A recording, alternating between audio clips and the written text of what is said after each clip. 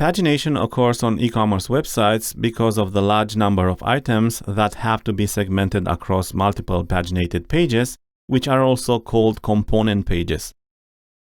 Pagination usually occurs on product listing pages and internal site search result pages. In this screen cap, you can see how pagination spreads across 113 pages, which is way too much for users to handle, and it will be tricky to optimize for bots. If pagination occurs on pages that list other subcategories instead of products, it's time you revise making subcategories available to users without pagination. You can achieve that by increasing the number of subcategories you list on the page, or by breaking the subcategories into sub-subcategories. Pagination is one of the oldest issues found on websites with large sets of items, and to address it was to aim at the moving target. Currently, the most recommended approach is with rel previous and rel next. However, there were a couple of tactics to address pagination even before Google introduced these relationships at the end of 2011. Such tactics included no indexing all pages except the first page, or using a view all page. To make pagination even more intriguing, Google says that one of the options for handling pagination is to leave as is, suggesting that they are capable of identifying a canonical page and handling pagination well.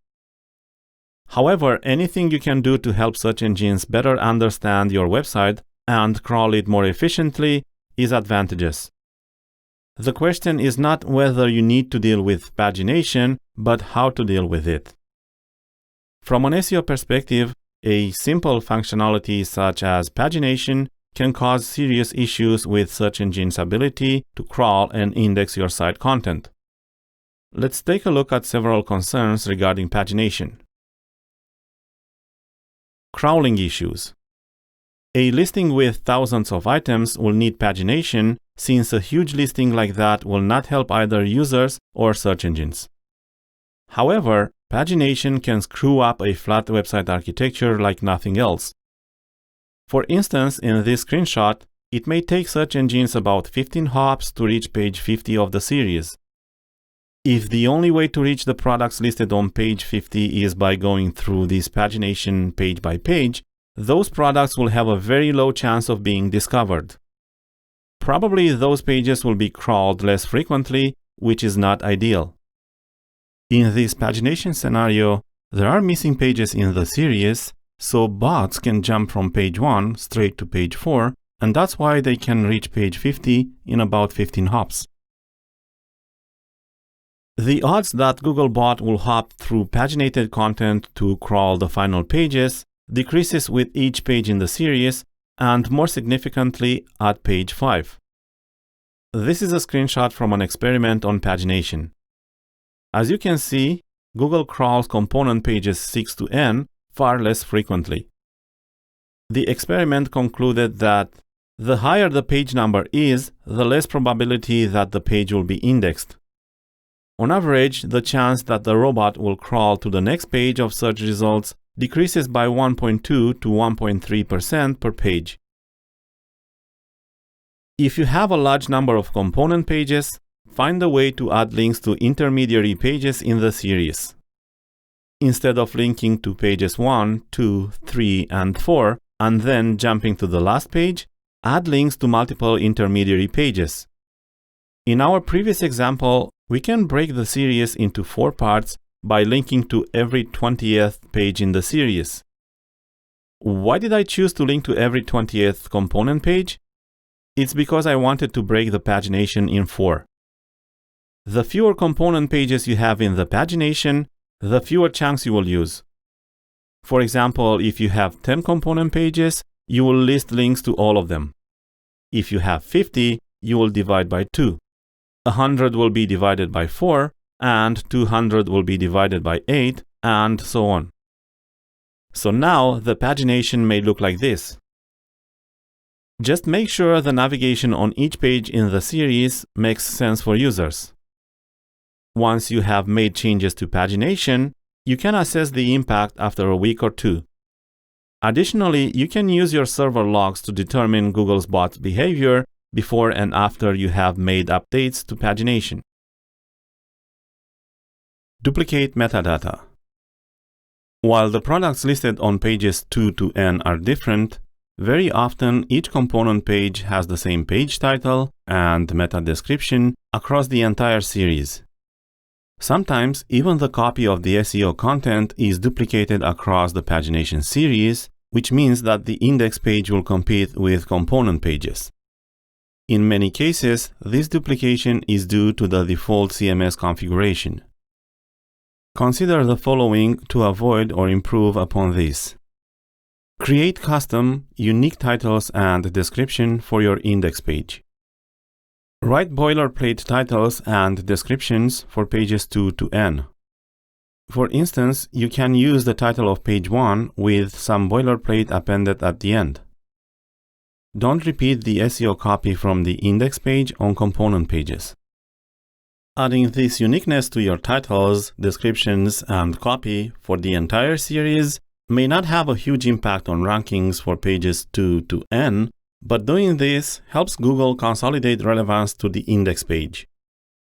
Additionally, the component pages will send internal quality signals and will not compete with the index page. Another duplicate content issue particular to pagination can occur when you reference the first page in the series from component pages. The index page and the first page in the series are the same. The links to the first page from pages 2 to n should not add a pagination parameter to the URL.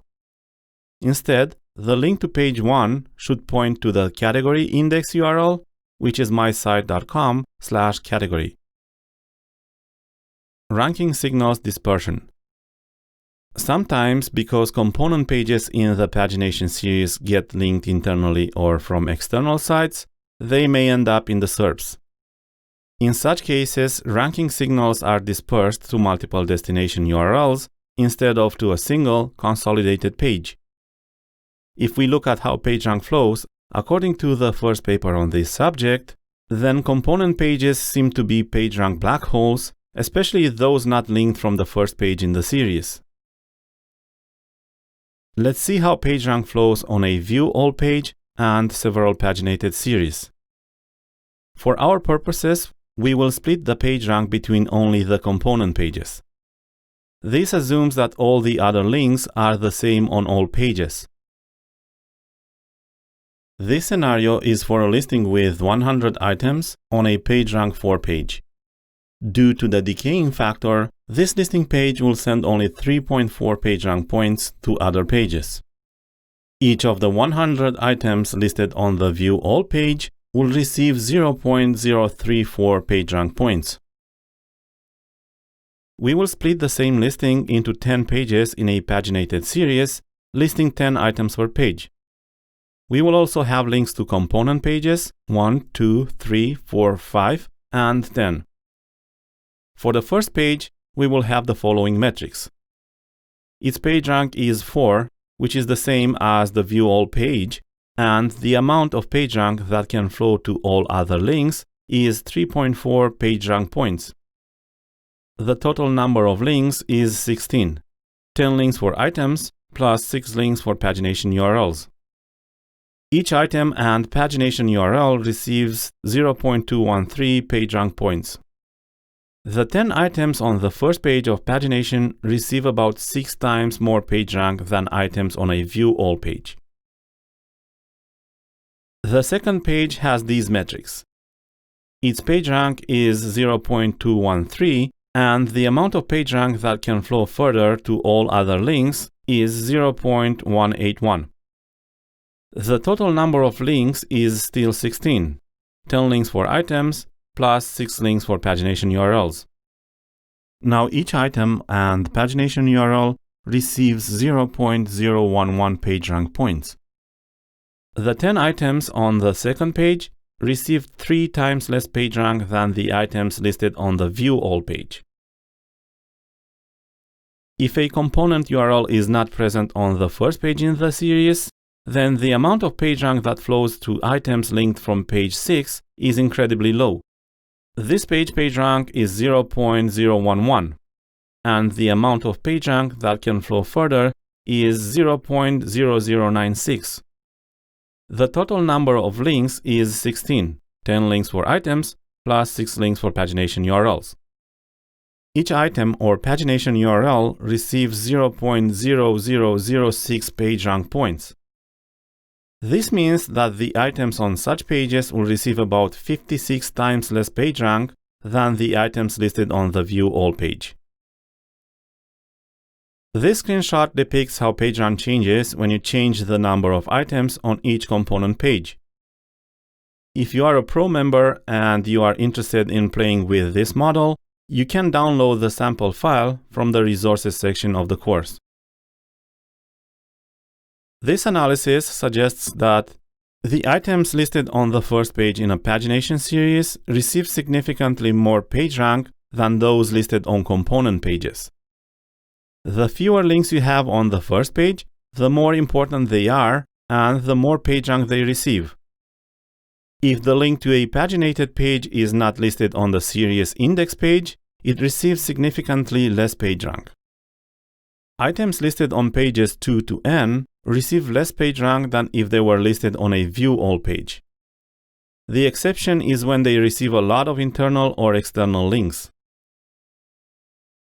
In practice, however, PageRank is a metric that flows in more complex ways. For example, PageRank flows back and forth between pages, and more PageRank is passed from contextual links than from pagination links. The amount of PageRank that gets into pagination pages is impossible to compute, except for Google. However, this oversimplified model shows that you can either pass a lot of PageRank to a few items on the first page of pagination, or pass a medium amount of PageRank to all items via a View All page. In both cases, if you use pagination, it's essential to put your most important products at the top of the list on the first page. Thin content. Listing pages usually have little to no content, or at least not enough so that search engines would consider worthy of indexing.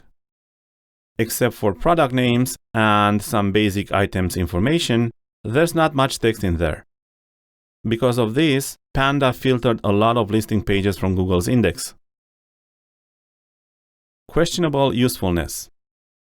Do your visitors make use of pagination? Look at your analytics data to find out. Do component pages serve as entry points, either from search engines or other referrals? If not, the SEO and user benefits of a View All page might be much greater than having pagination. Pagination may still be a necessary evil if the site architecture has already been implemented and it's too difficult to make updates, or if a large number of items can't be divided and grouped into multiple subcategories. If you want to minimize pagination issues, it's probably best to start with the website architecture.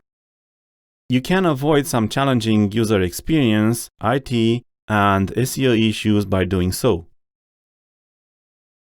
You should consider the following. Replace product listings with subcategory listings.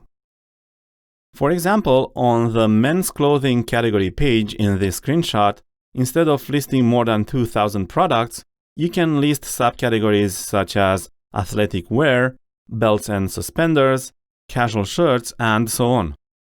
You will only have product listings deeper in the website hierarchy. In this example, the men's clothing category page lists products, but instead it should list subcategories as depicted in the next slide. This is just a mock-up I came up with to demonstrate the replacement of product listings with subcategory listings. Listing categories instead of listing products will also assist users in making better scope selections. Break into smaller subcategories. If you have a category with hundreds or thousands of items, maybe it's possible to break it down into smaller segments. That, in turn, will decrease or even eliminate the number of pages in the series. In this example, the jeans and pants subcategory can be broken down into two subcategories. Segmenting into multiple subcategories may completely remove the need for pagination if you list a reasonable number of items. However, don't become overly granular. You want to avoid ending up with too many subcategories. Increase the number of items in the listing. The idea behind this approach is simple. The more products you display on a listing page, the fewer component pages you have in the series. For example, if you list 50 items using a 5x10 grid and have 295 items to list, you will have 6 pages in the pagination series. If you increase the number of items per page to 100, you will need only 3 pages to list them all. How many items you list on each page depends on how many other links are on the page, your web server's ability to load pages quickly, and the type of items in the list. For example, greeting card listings may be scanned more slowly than light bulbs, but generally 100 to 150 items is a good choice. Link to more pagination URLs. Instead of skipping pages in the pagination series, link to as many pagination links as possible. This pagination requires search engines and people to click the right arrow 7 times to reach the last page. That's bad for SEO, and it's bad for users as well. Instead, you should link all the pagination URLs, and your pagination will look like this. Adding links to a manageable number of pagination URLs will ensure that crawlers will get to those pages in as few hops as possible. If you can, interlink all the component pages. For example, if the listing results in fewer than 10 component links, you can list all the links instead of just 1, 2, 3, and then 10. If the listing generates an unmanageable number of component URLs, list as many as possible without creating a bad user experience. These 4 ideas will help you minimize the impact of pagination on SEO. However, in many cases, pagination is still necessary, and you will have to handle it. The way you approach pagination is situational, which means it depends on factors such as the current implementation, the index saturation, the average number of products in categories or subcategories, and so on. With pagination, there's no one-size-fits-all approach. Apart from the do-nothing approach, there are various SEO methods for addressing pagination. The NOINDEX method, the view all method, the pagination attributes, which are also known as the rel previous and rel next, or the AJAX method. An incorrect approach to pagination is to use rel canonical to point all component pages in a series to the first page. Google states that setting the canonical to the first page of a parameterless sequence is considered improper usage. The NoIndex follow method. This method requires adding the meta robots NoIndex follow in the head of pages 2 to n of the series, while the first page is indexable. Additionally, pages 2 to n can contain a self-referencing rel canonical. Of the 3 methods, this is the least complicated to implement, but it effectively removes pages 2 to n from search engine indices. Note that this method doesn't transfer any indexing signals from component pages to the primary canonical page. In this image, you can see that pages 2 to n are no-indexed with a robot's noindex follow tag. If your goal is to keep pages out of the index, maybe because a thin content filter has hit you, then this is the best approach. Also, a good application of the noIndex method is on internal site search results pages, since Google and all other top search engines don't like to return search in search. Blocking crawlers' access to component pages can be done with robots.txt and within your webmaster accounts. These 2 options will not remove pages from indices. They will only prevent further crawling. Moreover, while you can use Google Search Console to prevent component pages from being crawled, it's easier to manage pagination if you block them in just one place, either with robots.txt or with Google Search Console. When you're auditing crawling and indexation issues, do not forget where you blocked content. The View All page. This method seems to be Google's preferred choice for handling pagination because users generally prefer the View All option in search results, and Google will make more of an effort to properly detect and serve this version to searchers. This approach seems to be backed up by testing performed by usability professionals such as Jacob Nielsen, who found that the View All option was helpful to some users. More important, the View All option did not bother users who did not use it. When it wasn't offered, however, some users complained. The View All method involves creating a View All page that lists all the items in a category, and then make the View All page the canonical URL of the paginated series by adding rel canonical pointing to the View All URL on each component page. The purpose of rel canonical in this case is to consolidate all link signals into the View All page. With this approach, all component pages lose their ability to rank in SERPs. However, while the View All page can be different from the listing page index, making the View All the index page is also possible. The View All method comes with advantages such as better usability, indexing signal consolidation, and relative ease of implementation. However, there are several challenges to consider before creating a View All page. Consolidating hundreds or thousands of products on one page can dramatically increase page load times, especially on product listing pages. Fast loading time is considered under 4 seconds, but you should aim to load under 2 seconds.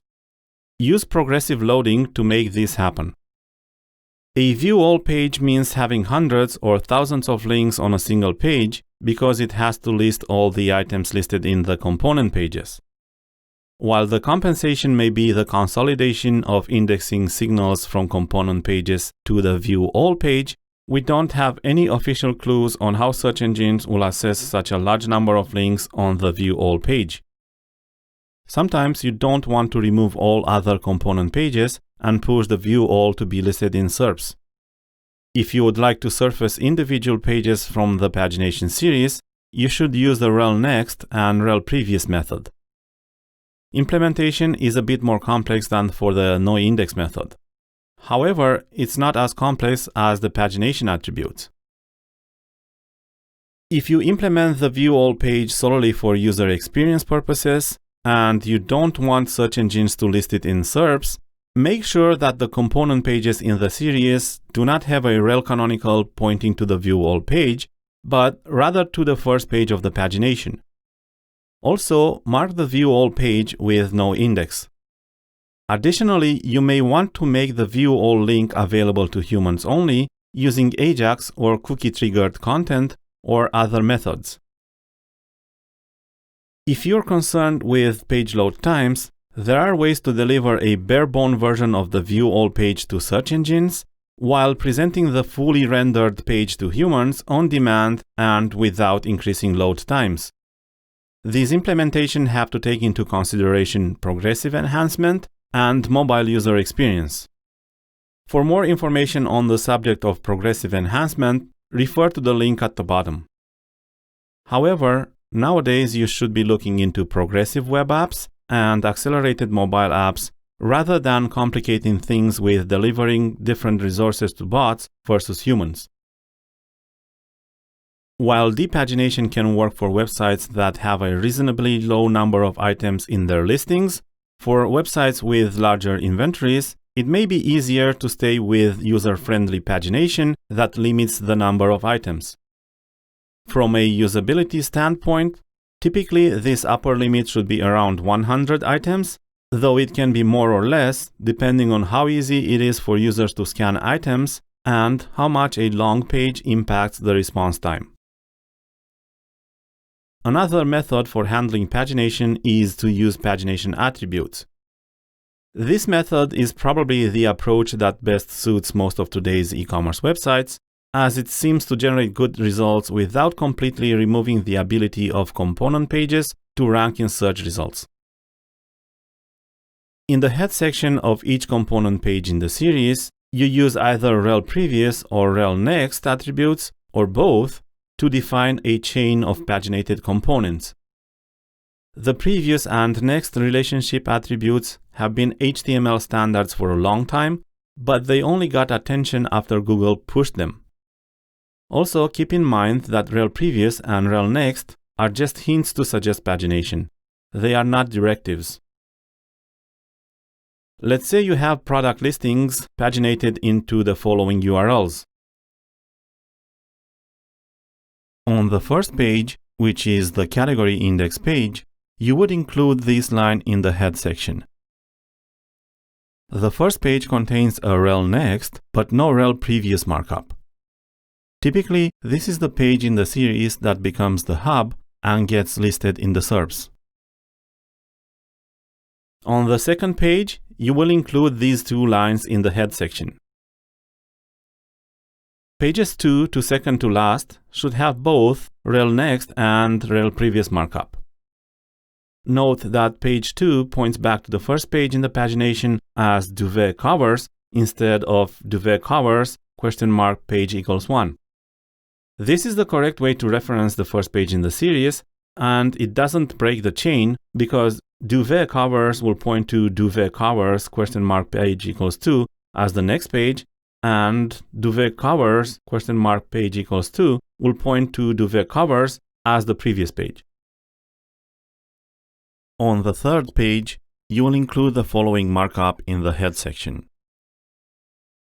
On the last page, you will include the following link attribute. Notice that the last page in the series contains only the rel previous markup.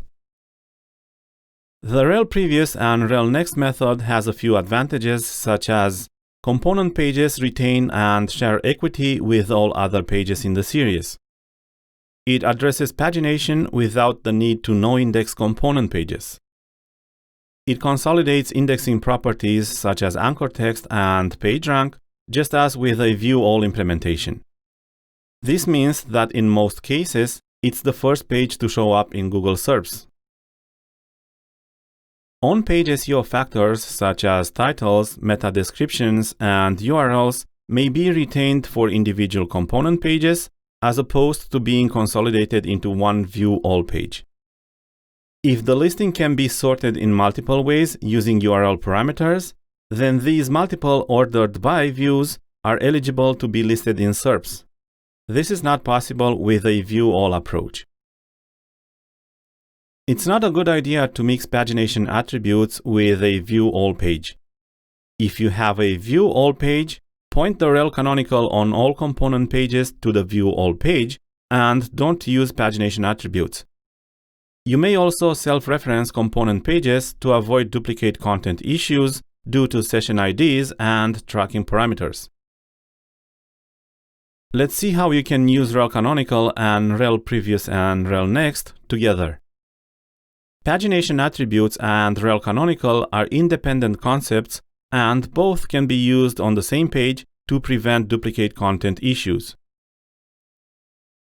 For example, page 2 of a series could contain a rel canonical, a rel previous, and a rel next.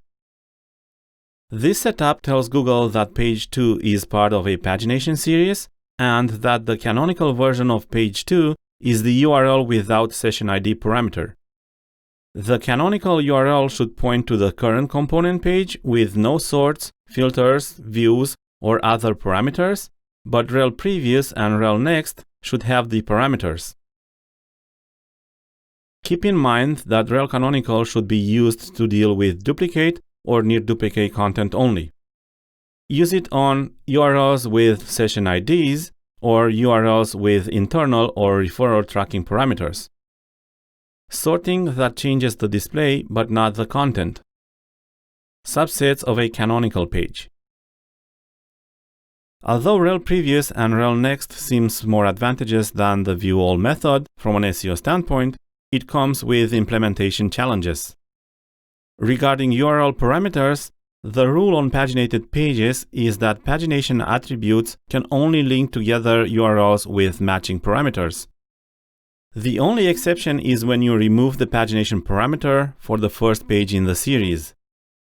To make pagination attributes work properly, you have to ensure that all pages within a paginated rel previous and rel next sequence are using the same parameters.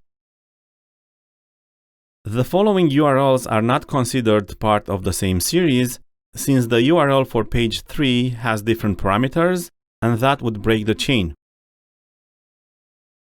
In this case, you should dynamically insert the key value pairs based on the fetched URL. If the requested URL contains the parameter referrer equals Twitter, the pagination URLs should dynamically include the referrer parameter as well, as in this example. Additionally, you can use Google Search Console to tell Google that this parameter doesn't change the page content and to crawl the representative URLs only, which are the URLs without the referrer parameter. Another frequent scenario with pagination is the sorting and viewing of listings that span across multiple pages. Because each view option generates unique URL parameters, you will have to create a pagination set for each view. Let's say these are the URLs for sort by newest, displaying 20 items per page. On page 1, you will have only the rel next pagination attribute, pointing to URLs with sort and view parameters. On page 2, you will have rel previous and rel next, also pointing to URLs with sort and view parameters. On page 3, you will have only a previous attribute, also pointing to URLs with sort and view parameters. This will be one pagination series. However, if users can also display 100 items per page, that's a new view option and it will create a new pagination series. The new URLs will look like this, where the view parameter is now 100. On page 1, you will have only the rel next pagination attribute, pointing to URLs with sort and view parameters. On page 2, you will have rel previous and rel next, also pointing to URLs with sort and view parameters. On page 3, you will have only a previous attribute, also pointing to URLs with sort and view parameters. When dealing with sorting URLs, you may want to prevent search engines from indexing bidirectional sorting options, because sorting by newest is the same as sort by oldest, only in a different order. Keep one default way of sorting accessible, for example newest, and block the other, oldest. Also, adding logic to the URL parameters not only can prevent duplicate content issues, but it also can, and I quote from an official Google Webmaster post, help the searcher experience by keeping a consistent parameter order based on searcher valuable parameters listed first and searcher irrelevant parameters listed last. Make sure that parameters that don't change page content, such as session IDs, are implemented as standard key value pairs, not as directories. This is necessary for search engines to understand which parameters are useless and which one are useful. Here are a couple of other best practices for rel previous and rel next. While technically you could use relative URLs, you should use absolute URLs in case URLs are accidentally duplicated across directories or subdomains. Do not break the chain. This means that page n should point to n-1 as the previous page and n+1 as the next page, except for the first page, which will not have a previous attribute, and the last page, which will not have the next attribute. A page cannot contain multiple rel next or rel previous attributes. Multiple pages cannot have the same rel next or rel previous attributes. Probably the biggest downside of rel next and rel previous is that it gets tricky to implement, especially on URLs with multiple parameters. Also, keep in mind that Bing does not treat the previous and next link relationships the same way as Google. While Bing uses the markup to understand your website structure, it will not consolidate indexing signals to a single page. If pagination is a problem in Bing, consider blocking excessive pages with a Bing bot-specific robots.txt directive or NOINDEX meta tag. The AJAX or JavaScript links method. With this method, you create pagination links that are not accessible to search engines, but are available to users in the browser. The trade-off is that users without JavaScript will not have access to component pages. However, users can still access a View All page. In this screenshot, you can see that the interface allows users to sort, as well as choose between list and grid views. It also allows access to pagination. However, the source code reveals a JavaScript implementation for pagination. If the JavaScript resources needed to generate those links are blocked with robots.txt, Google will not have access to those pagination URLs. This approach has the potential to avoid a lot of duplicate content complications associated with pagination, sorting, and view options. However, it can introduce URL discoverability problems. If you prefer this approach, make sure that search engines have at least one other way to access each product in each listing, for example, using a more granular categorization that doesn't require more than 100 to 150 items in each list, or using a controlled internal linking that links all products in an SEO-friendly way from other pages, or using well-structured HTML sitemaps along with XML sitemaps, or using other sorts of internal linking.